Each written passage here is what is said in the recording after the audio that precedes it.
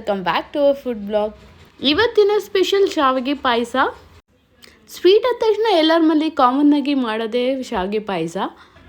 ಶಾವಿಗೆ ಪಾಯಸ ಮಾಡೋ ವಿಧಾನ, ಬೇಕಾಗಿರೋ ಸಾಮಗ್ರಿ ನೋಡೋಣ ಬನ್ನಿ.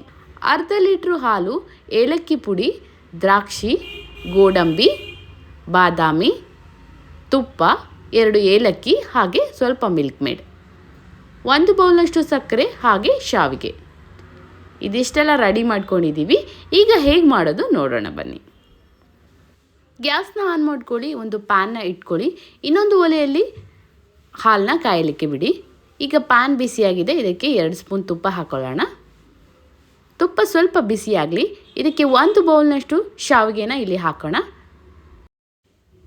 ಲೋ ಫ್ಲೇಮಲ್ಲಿ ಶಾವಿಗೆ ನೀಟಾಗಿ ಚೆನ್ನಾಗಿ ಫ್ರೈ ಮಾಡ್ಕೊಳ್ಳಿ.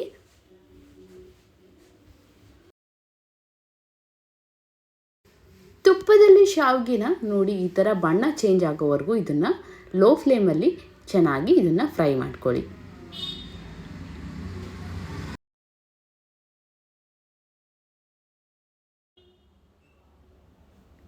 ಹಾಲು ಕೂಡ ಕಾಯ್ತಾ ಇದೆ. ಈಗ ಇದು ಚೆನ್ನಾಗಿ ಫ್ರೈ ಆಗಿದೆ. ಇದನ್ನು ಒಂದು ಪ್ಲೇಟ್ಗೆ ತಗೊಳ್ಳಿ.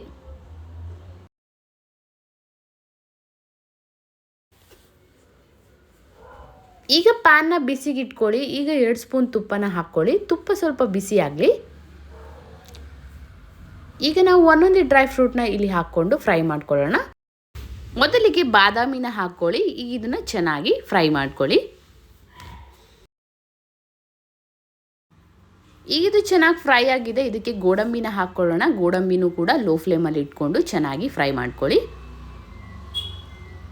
2 ಕೂಡ ಚೆನ್ನಾಗಿ ಫ್ರೈ ಆಗಿದೆ. ಈಗ ದ್ರಾಕ್ಷಿನ ಹಾಕ್ಕೊಳ್ಳೋಣ. ಒಣ ದ್ರಾಕ್ಷಿನ ಹಾಕ್ಕೊಂಡು ನೀಟಾಗಿ ಇದನ್ನು ಫ್ರೈ ಮಾಡ್ಕೊಳ್ಳಿ.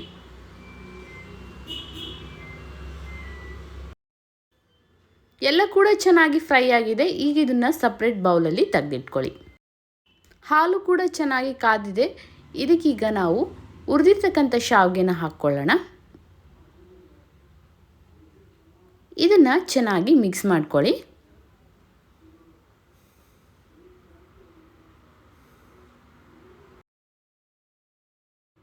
ಹಾಲೀಗ ಚೆನ್ನಾಗಿ ಕುದೀತಾ ಇದೆ. ಇದಕ್ಕೆ 1-2 ಲವಂಗನ ಹಾಕ್ಕೊಳ್ಳೋಣ.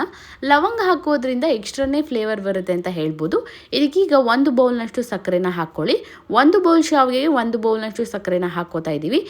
ಇದು ಮಿಲ್ಕ್ ಮೇಡ್ ಹಾಕೋದ್ರಿಂದ ಸ್ವೀಟ್ನೆಸ್ ಇರುತ್ತೆ, ಅದರಿಂದ ನೋಡ್ಕೊಂಡು ಹಾಕ್ಕೊಳ್ಳಿ. ಈಗ ಇದನ್ನು ಚೆನ್ನಾಗಿ ಮಿಕ್ಸ್ ಮಾಡ್ಕೊಳ್ಳಿ. ಯಾರೆಲ್ಲ ನಮ್ಮ ಹಳೆ ವಿಡಿಯೋಗಳನ್ನೆಲ್ಲ ನೋಡಿಲ್ಲ, ಪ್ಲೀಸ್ ನೋಡಿ, ಹೇಗಿದೆ ಅನ್ನೋದನ್ನು ಕಮೆಂಟ್ ಮಾಡಿ.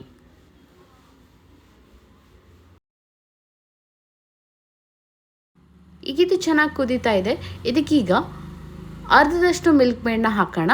ಮಿಲ್ಕ್ ಮೇಡಲ್ಲಿ ಕೂಡ ಸ್ವೀಟ್ನೆಸ್ ಇರುತ್ತೆ, ನೋಡಿಕೊಂಡು ಹಾಕ್ಕೊಳ್ಳಿ.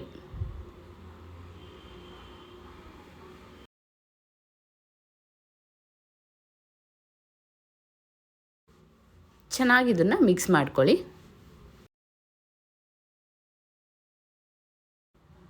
ಈಗ ಇದು ಚೆನ್ನಾಗಿ ಕುದೀತಾ ಇದೆ. ಇದಕ್ಕೆ ಸ್ವಲ್ಪ ಏಲಕ್ಕಿ ಪುಡಿನ ಹಾಕ್ಕೊಳ್ಳೋಣ. ರುಚಿನೇ ಚೆನ್ನಾಗಿರುತ್ತೆ, ಹಾಗೆ ಒಳ್ಳೆ ಪರಿಮಳ ಕೂಡ ಬರುತ್ತೆ. ಈಗ ಇದನ್ನು ಚೆನ್ನಾಗಿ ಮಿಕ್ಸ್ ಮಾಡ್ಕೊಳ್ಳಿ.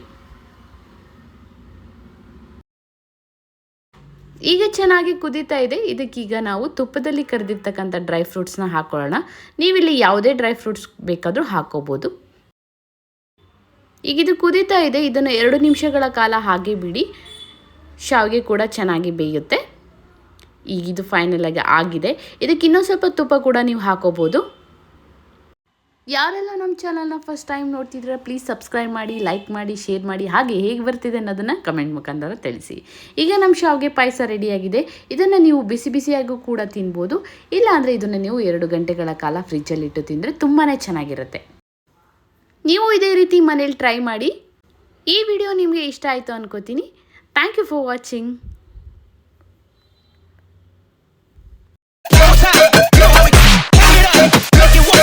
You got to give it to me.